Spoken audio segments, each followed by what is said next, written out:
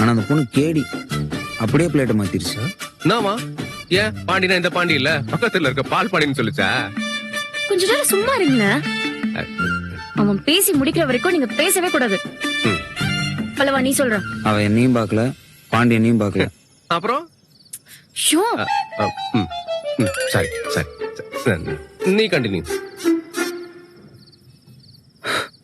அந்த பொண்ணுக்கு சோழன் நம்பர் தான் வேணுமாமா.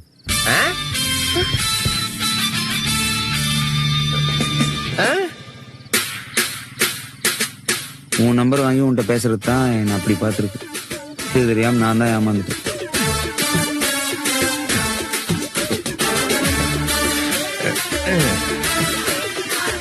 டேய், அந்த பொண்ணுக்கு ஒன்னதான் பிடிச்சிருக்கான், உன் கூட தான் பேசணுமா, அதுக்குதான் பல்லவன் கிட்ட பேச ட்ரை பண்ணிருக்கு. இது தெரியாம நீ வேற தேவையில்லாம என்ன கோத்து விட்டு வானதி உள்ள வந்து அந்த பொண்ணை திட்டி பெரிய சீன் ஆயிடுச்சு. நான் சோழ நம்பரை வாங்கி அவர்கிட்ட பேசதான் பல்லவன்ட்டே பேச ட்ரை பண்ணேன்.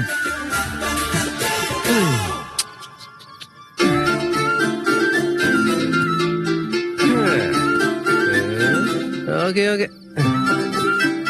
ஏண்டா நிஜமா அவன் சொல்றீங்க? ஆமாண்டா. ச்சே, கொஞ்சம் அழகா இருந்தாலும் இதாண்டா பிரச்சனை.